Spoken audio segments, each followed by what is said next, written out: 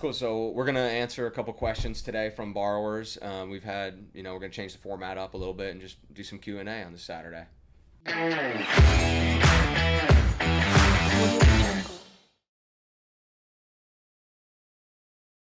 All right. So I got a couple questions from our borrowers. They reach out via social media to us. So we encourage everybody to do the same for our next Q&A. Beautiful. So first question I got from our borrower is, what is the difference between private and institutional hard money?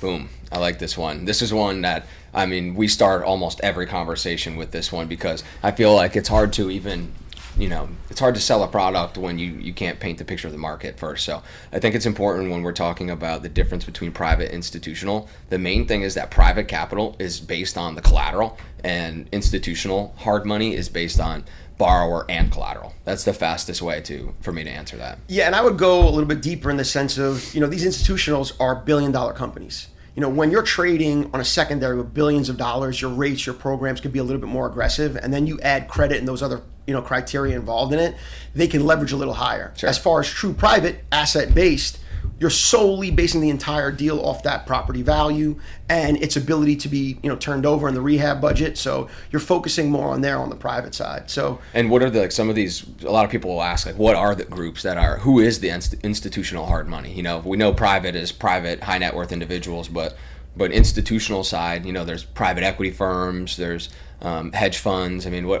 Who are these guys? Yeah, so, to name names directly, you have the Stormfields, the House Maxes, Civic actually recently went down. So you'll have companies like that, Complete Lending. They pop up and change at times. Yeah, and they actually offer a lot of the same programs, the DSCR loans. But for them, when dealing with these banks, you got to realize credit score driven companies, you're just a number. Yeah. On the private side, when we look at a deal, we know the person, we know the name, we know their story. Yeah. It's a completely sort of different evaluation. So when people come to us, it's that personal attention that people need. A bank's not going to care if you're if your kid's going to school, how they ate. We create relationships with these people to lend on personal criteria and asset-based criteria. Yeah, and you build the relationship through it too. So through with these borrowers, and that's why they come back for their third, fourth, fifth deal. And borrowers want to continue to grow their investment portfolio, and so by using a private company, you can really build that relationship with them. Yeah, prime example. The other day, I was doing a deal for one of our referral borrowers, but he did like his fifth or sixth deal. A lot of people are like, oh, where's your bank statements for your down payment money? A bank is going to mandatorily take that bank statement. Us, what do? Oh yeah, I trust you. I know you're not going to come to the table without your 30% down. Yeah. It's an easy conversation. It's like, Yeah. You don't have to email it to me. I don't need to see it. Yeah. I know who you are, where you live. If you don't, you're going to lose your deposit. So I assume you don't want to do that, right? Yeah. So why we don't have to sit there and scrutinize a person to that degree. So especially when you know them and you've already closed a loan with them in the past. Yeah, it's pretty simple. But let's talk about just some of the institutional criteria. It's borrower and collateral, so they'll still do an appraisal. But what else are they looking for from the borrower? So they're going to look at their previous history, their resume. So Joe, like anything, applying for any loan, when you do your application, it's always a resume. Yep. Right? And they're going to dive into that. They're going to look at your LLC, how many flips that you've done. They'll verify all that information. They're going to want reserves. They're going to look at your bank statement and say, hey, if you don't have three months reserves, what are you doing at that point? Appraisal or BPO. Yep. You're going to someone, a third party. You don't know these people. They're providing values on this asset. Sometimes they're out of state even. Yeah, out of state. Know the local market. Exactly. So there's so many, not unknowns, but third parties involved where you can't help the underwriting criteria to bend your way. Sure. You're just at the scrutiny of this bank. Sure. Yeah, that's a great point. Cool. So that's a good coverage of the difference between private and institutional. What we got next? Yeah. Next one is, what are your insurance requirements? I guess this would be, we can also refer it to the difference between institutional and private, how the requirements are different depending on the loan product. Absolutely. So, yeah, with the private product, you certainly have a lot more flexibility with the insurance requirements. A lot of these institutional lenders have strict guidelines on insurance, and sometimes, honestly, they're not even that logical. We use the example of like a beachfront home where the land is worth, a couple $1 million itself, and the construction or the rebuild cost of the asset is a lot less. And if you did a loan that, if your insurance requirement was that the insurance replacement value has to match your loan amount, often you won't be able to attain that because the replacement costs less than the land sometimes. Right. And so if you don't have a flexible lender or somebody who understands that, they'll deny the closing rate at the table, and we've seen that happen, right? All the time. I mean, one of the things I actually wanted to bring up to you when underwriting a deal is look at Florida in general. A lot of insurance companies getting out of the market. They're saying insurance is getting more and more difficult. Sure. What compensating factors have you looked on the insurance specifically to help people still get their loans, even though insurance is limited? We do a lot of work. I mean, and we have Marta as our loan processor. She's amazing at this. She works with the borrowers and we'll get often multiple quotes. We have some great insurance reps like Javier. So, I mean, we're doing a lot of work because you have to be on the front line because these products are changing all of the time too. So, if you don't have a good insurance rep who's, studying the market, you whatever you think, 30, 60 days ago might have even changed because, to your point, this market's changing so much. So I know with our mobile home loans, a lot of insurance was dropped for a certain period of time. Yeah. And then I know insurance changed based off the hurricane schedule every year in Florida. Right. So we've been dealing with navigating that.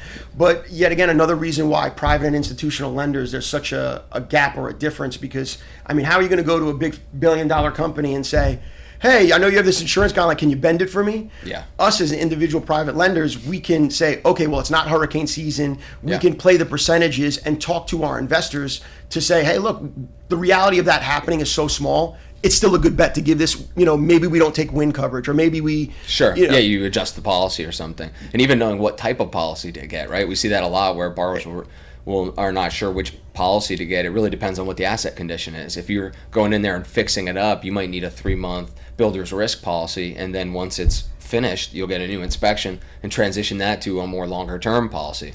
Right. If you're going to keep the property vacant and sell it, you'll need a vacancy clause in the insurance. If you're going to stick a tenant in there, you'll need insurance coverage that covers the tenant, general liability, things like that. And then to your point, there's property and casualty, which really covers wind and fire, things like that. And you need to make sure you have the right limits to make sure you can replace the cost of the construction. I remember we did a waterfront property in St. Petersburg not too long ago where the loan to value was so low and we made no insurance quote at all. Yeah, they didn't have insurance on the property and they've owned the property for, I think it was like 20 years. Yeah. And so, there was so much equity in the property where, we can make judgment calls and waive the insurance altogether. Yeah, I think the loan was like 150 properties worth like $3 million. Yeah, it's like, it was an easy one. It's like, go ahead, you can go with no But still, the institutional wouldn't waive that. Oh, no, it's mandatory, so people would be stuck there. And really, like I said, we're partners on these deals with we want the borrowers to be successful because we have the relationship. We want them to succeed, come back for the next loan. Yeah. The institutional grade might not always have that appetite, but also, there's some good merit to go to the institutional products. We use them ourselves on longer term debt, because hard money is by nature short-term bridge loans. So if you have a stabilized asset, you're gonna go to the an institutional or a bank to get longer-term loans. So there's absolutely a place and a need for that type of product too. For sure. Enrique, what do we got next? Cool. Well, before we move on to the next question, I have a couple items that David touched points, but I want to make sure our audience is clear about it. Yeah. Can you tell them, be clear about the type of policies you mentioned, vacant land or vacant policy, and also you lightly mentioned builder's risk. Yep. Or is there any other policy that these investors who listen to this podcast may consider? Yeah. When primarily the easy way, like it will change per product, per asset, but I think a good way to look at it is like you need general liability and then property and casualty. The property and casualty covers the property itself, and it will cover wind and fire are the big ones. And for us, that's hurricane season. God forbid somebody's doing construction and there's a spark or an outlet and the whole house burns down. That's one of the greatest exposure points for a lender and the borrower, honestly. Yeah. Because if you're not covered, you can lose it all. Yeah. So I think the property and casualty for the property and general liability will cover the liability of having people on that property. If they slip and fall or somebody's going to sue you, it can protect the investor themselves from lawsuits as well. So a simple way is those two policies to be aware of, and then next step would be to look at what you're doing with the property. If it's a fixer-upper, like you said, you need the builder's risk, and that covers repairs during construction specifically. Okay. And then if you have a tenant in place, you need occupancy insurance, which will cover you having a tenant in there.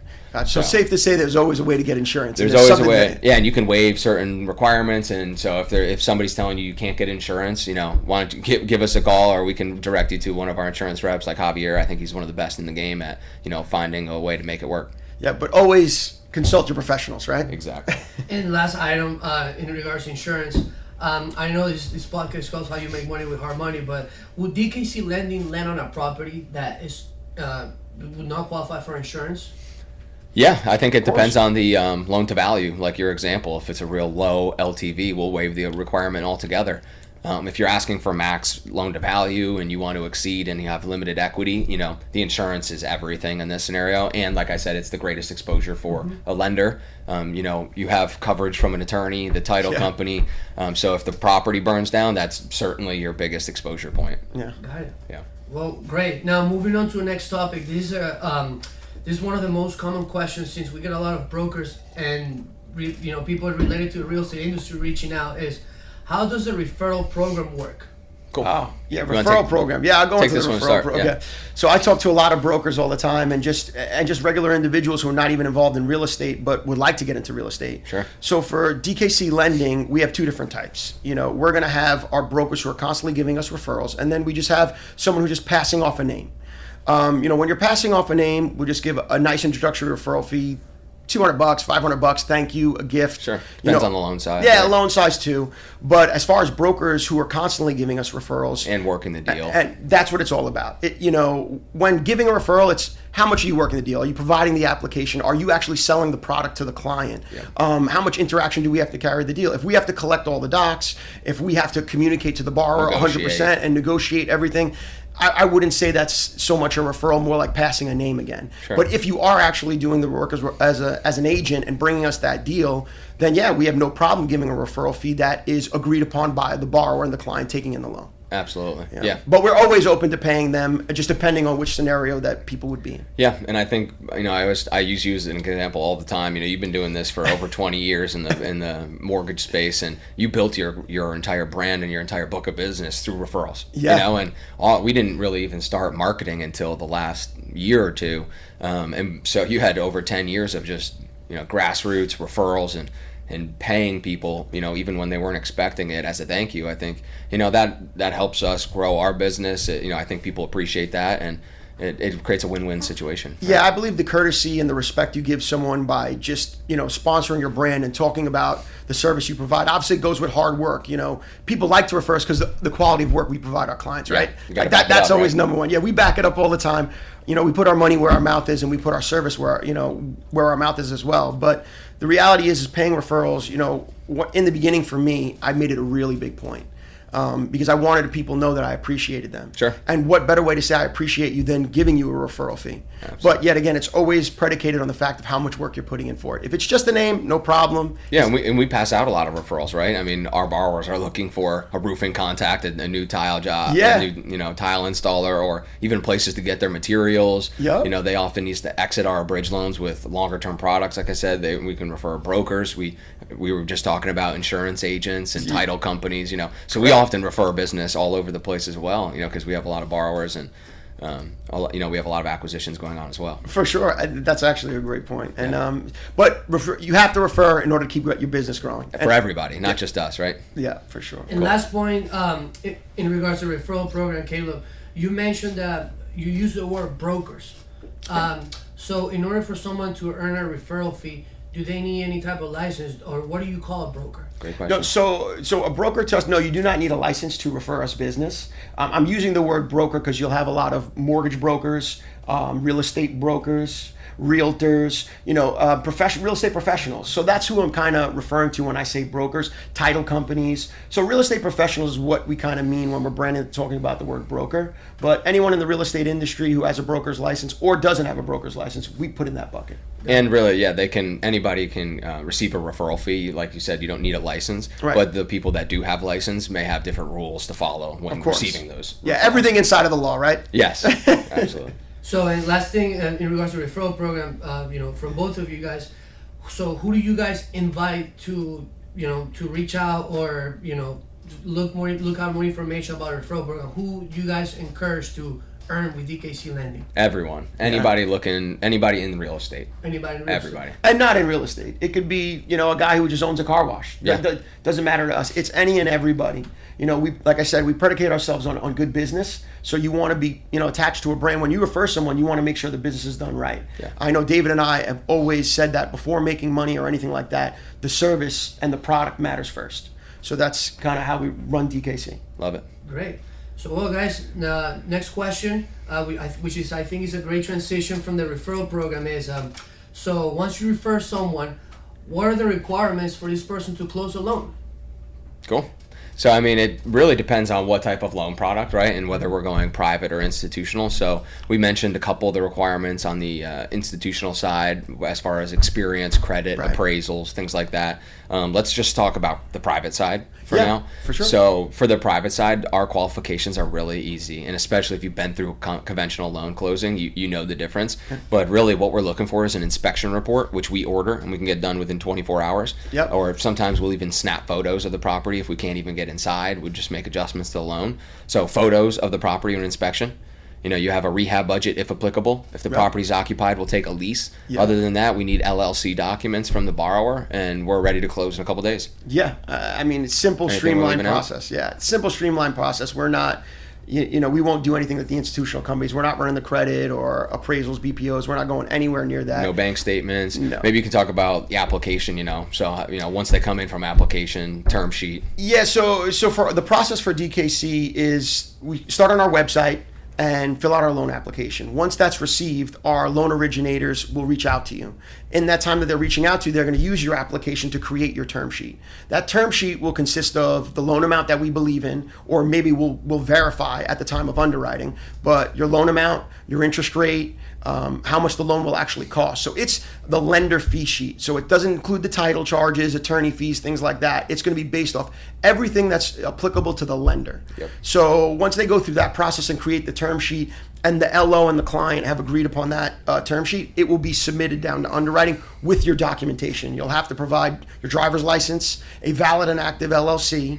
We'll order the inspection. We'll order the inspection because we want it done by a licensed inspector. Yeah. And if not, and yet again, if it's a foreclosure and we can't get in there or something, just extenuating circumstance, a squatter in the property, we can make adjustments, and the adjustment we'll make, it'll affect the LTV. We can't give you highest and best value if we can't even see what's really behind the walls. And sometimes we can make assumptions. I mean, if it's coming through a short sale or probate and, it needs a full renovation, that's what, we're in the game. Again, we have the development company, we're renovating properties. We can basically, within 3 to 5%, if it's a 3-bed, 2-bath, 1,500 square foot house and it needs everything, we can make assumptions and we'll qualify the deal assuming it needs everything, which often it does. So it's not too far off, And for us as a company, Dave, you could speak a little bit about having the development company helps us understand those numbers specifically according to today's market. Yeah, I mean, so, when we're looking at the rehab budgets from our borrowers, we want to make sure, again, that they're successful. So when we're seeing the purchase price, they're holding lending costs, the title costs,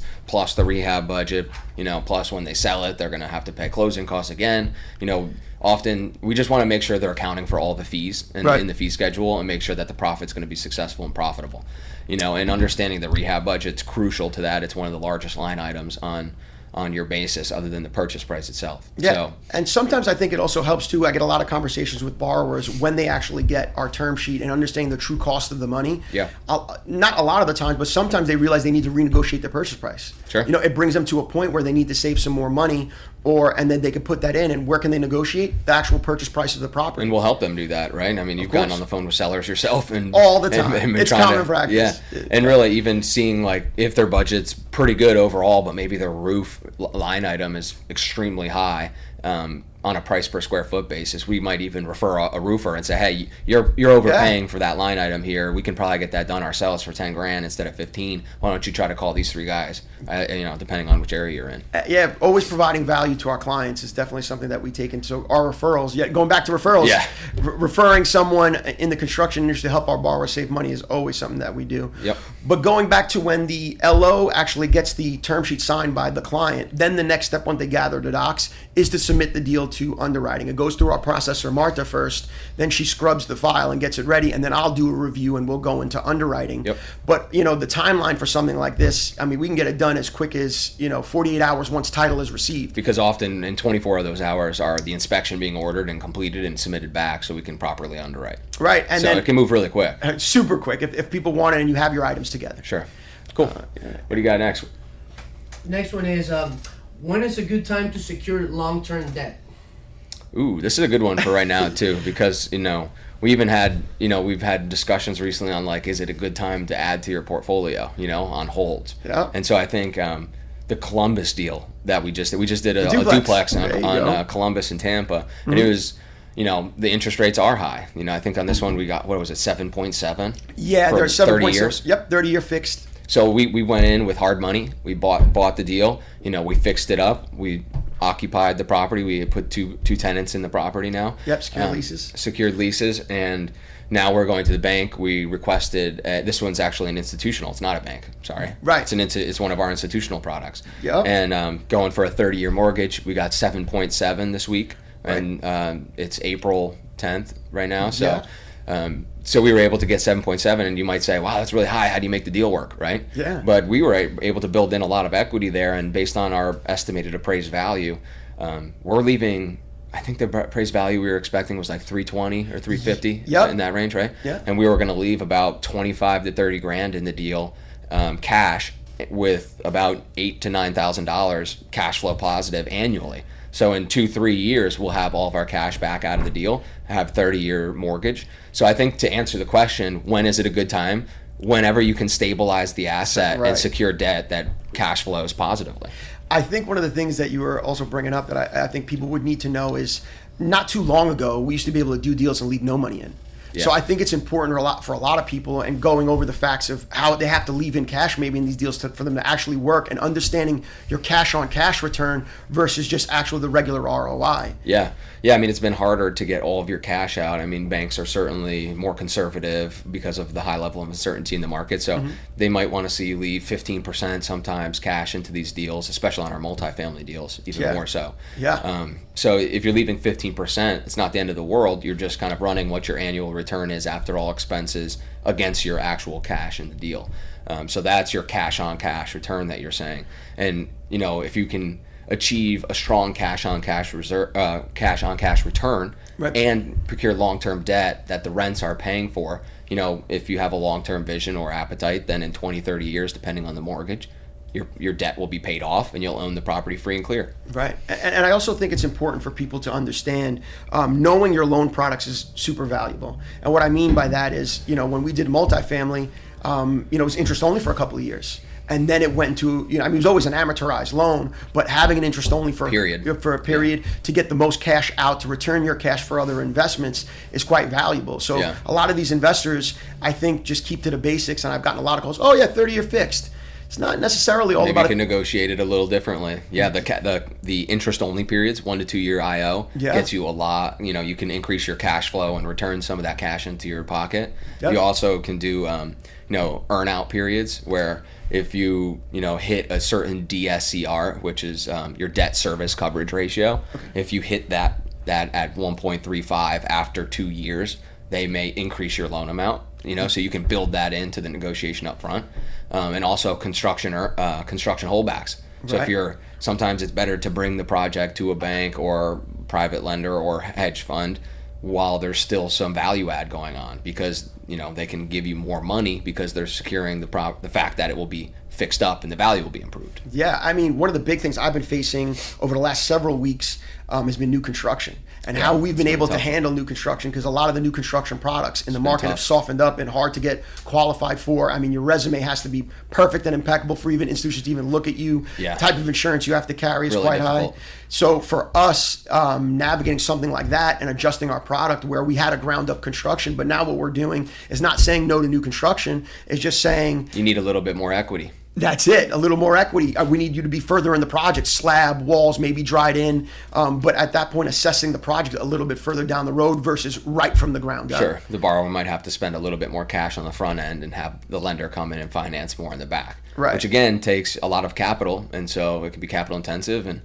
typically those are the more experienced veteran borrowers that have been in the game longer. So, Right. and that's, what kind of happens in tough markets. Right, and learning how to navigate and using your tools properly. Because the answer is never no in the market. It's just an adjustment of what you're used to. Exactly. KK, what you got? Last one is, one. does the bank crisis have any effect on DKC's rates? Oh, I'll let you take this one. Yeah, that is a good question because we did get a lot. Your phone was blowing up about this one. God, it's been interesting, but no. The long story short, no. And the reason why is our rates have been the same since we started in this business. I've been in the real estate business for 20 years, and in hard money, a strong 8, and rates have never changed. We've always been the same rate, 12% Why is that? interest. Because yet again, we're private investors. We're not predicated on the market or the secondary or even Fed, Wall Street right. or the Fed. We don't equate our rate or evaluate our rate based off those qualifications. Yep. We make an agreement with our investors on how we raise money, and then we lend it accordingly. Exactly. And there's usury laws, right? Yep. Often even investors will ask, can we ask borrowers to pay a higher return? And honestly, there's two answers to that. Number one, it's a very competitive market. There's a lot of capital in the market, and so we want to stay with competitive market rates so we can compete and give value to our borrowers. Mm-hmm. But secondly, we have usury. You can only charge 18% per annum, so you can't really increase above that. And that might sound like a lot, but again, on short-term bridge loans, when you're fixing this cost into the project as just a line item, it's a useful tool that's still needed, and that cost can, be totally a fine for the deal. Yeah. Yeah. So, any more than that? You want to throw a little extra in there? Throw a little twist to us? No, I think that's it. Good. You guys cover everything. Good. Those are great questions from our borrowers. Cool. We'll do this again. We'll shoot another podcast. We have a guest coming on next week. We got Joe Faw, one of the biggest developers in the Bay Area. He's a commercial developer. He's What's the name of his company? Beta Bay Properties. Beta Bay. He's coming on next week, and then we'll shoot another Q&A. So if anybody has any other questions that they want to get in, we have like a two-week challenge. Yeah. We'll put a link below that you can ask the questions. And make sure everyone has a very happy Easter this weekend. Be with your families and get that connections. There you go. Thank you. Thank you for tuning in.